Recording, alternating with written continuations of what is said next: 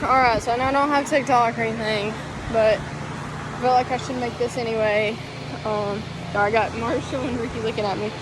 But anyway, so I was thinking about how, like, Onyx and Katniss and Lulu and T, Piper, you know, all the Burge farm calves, with the exception of Piper, have so far been of little to no benefit to my herd, for lack of a more tactful word, as Mama would want.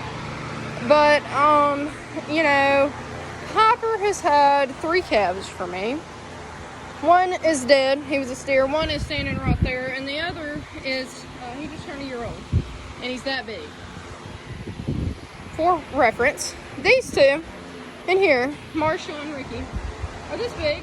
Bigger than Wilson. And he's 2 months younger. He's 4 months younger.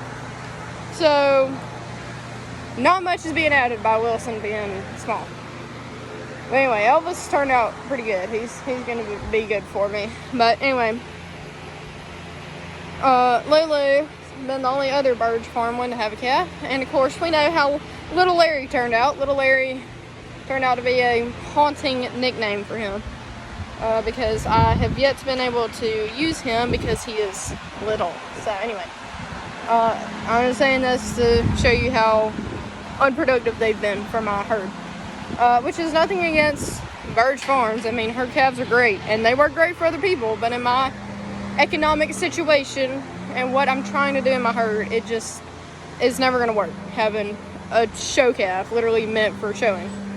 So, like, because I'm pretty sure Katniss may have this calf. I really could not tell you for sure, but she probably will never have another one. And Onyx, same way. She may have one, but probably not another one. So, but I don't know. Maybe not. She's a scimitar. Piper did pretty good for a little bit, so maybe. But anyway, it got me thinking, you know, even though I knew when I bought Onyx that she was not going to be a good investment. She was not going to add much to my herd in the long run. But, you know, I chose to buy her anyway.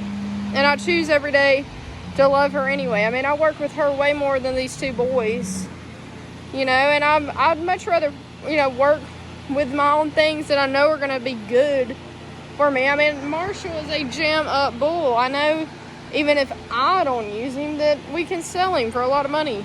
And, I mean, Ricky's going to make some good meat. He's a good steer. And Onyx is a really good heifer. I mean, she's probably going to win a lot of shows. But, you know, she's not really what I'm looking for in the long run.